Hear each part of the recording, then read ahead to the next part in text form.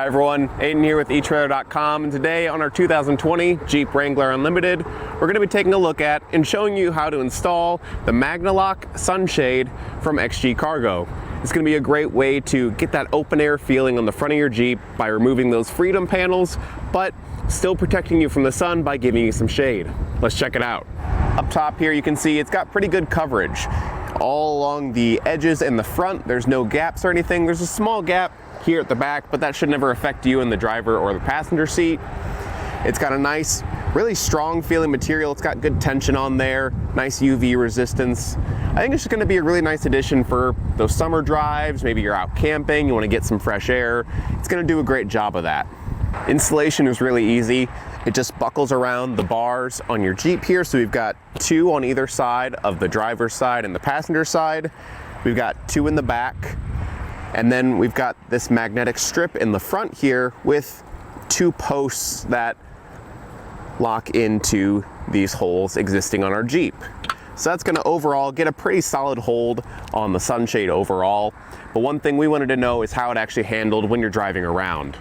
All right, so we're gonna take it out for a drive in the parking lot here just to see if we hear any sort of rattling, any sort of weird noises.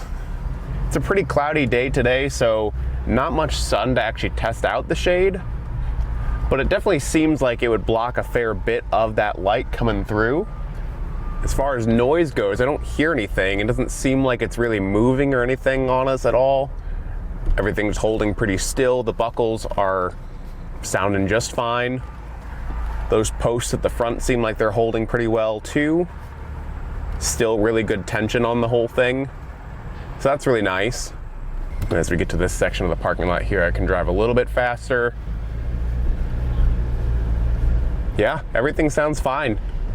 I think if you're going down the road at faster speeds, even if you're going off-road or anything like that, I think you'd be fine. I mean, there's really not a lot of pieces to it besides the fabric and the buckles, so there's really not much there to make noise, but it's nice to know that the pieces that are there are staying in place really well. The buckles are holding, the straps are nice and sturdy. Everything seems to work out really well. Another thing to consider is how it protects your Jeep. It's got these padded pieces here that go underneath the straps, so you don't have to worry about the bars getting damaged by those straps, any sort of abrasions or anything like that. And something else to kind of consider is that may have helped with the noise. So if there were any plastic pieces coming in contact with metal, we've got that really thick pad there to dampen that sound and keep everything nice and quiet up there. And as you guys can see now, it's getting a little bit overcast out, so we don't have to completely uninstall this sunshade to put our hardtop back on, to put the freedom panels back. All you gotta do is undo that magnetic front of the shade, kind of fold it back, and we can grab our freedom panels and get it set up.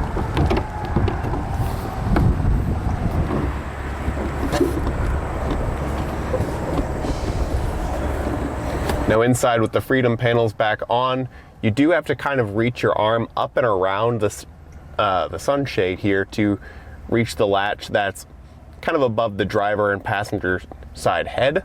But aside from that, everything's really easy to access. We've got the two up front that are super easy to see here, and then the cutout that we mentioned earlier gives you great access for that lever in the back.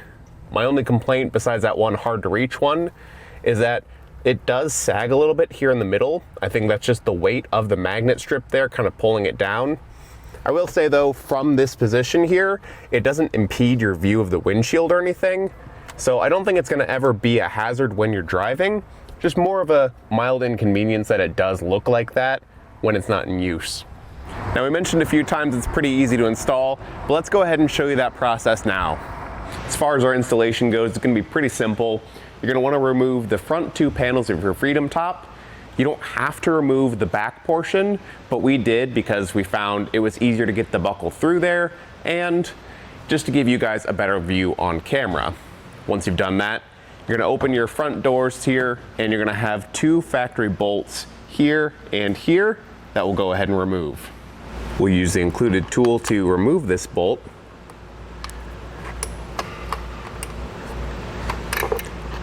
And this is going to be done twice on each side. This is the last one that we have to remove. So we'll just go ahead and back that out. And then hang on to this because you're going to be putting it right back in. We'll use the buckle here. We've got this point right here where we'll pass that bolt through. Back into that same hole. And let me just grab the tool again here. We will then just install that back nice and secure. No need to over tighten it or anything. You can kind of hold that strap up with one hand if it makes it easier. And as we tighten it down, you want to make sure that strap is still running straight because this padded portion is going to go over the bar right here, and the buckle is going to face in towards the middle of the vehicle. Taking a quick look at our shade here before we go up to the roof, I wanted to give you a quick layout of the parts we're going to be looking at. We've got 4 buckles on each side. These are going to align with the 2 front doors and those buckles that we installed earlier. If we flip this front edge up, you'll see these posts. These are going to install in some holes at the front of your Jeep with a magnetic strip along the front here that'll help hold it down. And then on the back end here where these ends taper off, we've got another set of buckles that'll go around the sport bars. Now this is the portion that would feed between the hardtop and those sport bars that we were talking about earlier. Again, it's going to be a lot easier to do it with that part off, but if you don't want to, you don't have the extra set of hands to help get that portion of the top off, you definitely don't need to. Now with one side loosely installed, we've got the buckles and everything done over there. We're going to fold this section over. We've got that tab we looked at earlier. That's going to line up with this hole on either side right here. So I'm going to fold that in, kind of let the magnet stick to the metal there, and push that tab in just to help hold this upright while we work with the buckles. Now the buckles here can be adjusted. Undo that hook and loop there at the back, and there's this lever here. When I flip that up, that'll let us loosen the strap there and buckle it in. We're going to leave that loose for right now and just do that on both of these straps just to get them latched in. We'll go back through and tighten everything down later. And then at the back end here, our strap kind of comes off into 2 sections. So this is what I was talking about, where it's a lot easier to see and feel what you're doing with that back section off. So this is going to wrap around kind of in an X shape like that. And then we'll bring these 2 pieces down and around the sport bar. Make sure that padded portion doesn't get folded over on itself too much. And if we need to, we can always pull that buckle and loosen this end up a little bit to get it to snap. Straighten out that pad there, just to make sure it's sitting under the strap properly. And then we can tighten everything back down here and throw that lever. At this point, you want to go back through and tighten up any straps that you left loose just by throwing that lever, kind of pulling on the strap a bit there and throwing that lever back down. Make sure these posts in the front are still seating correctly. We found that depending on where the tightness is, if it's not super even, they might have a tendency to kind of pop out of those holes, or the magnets might not hold well.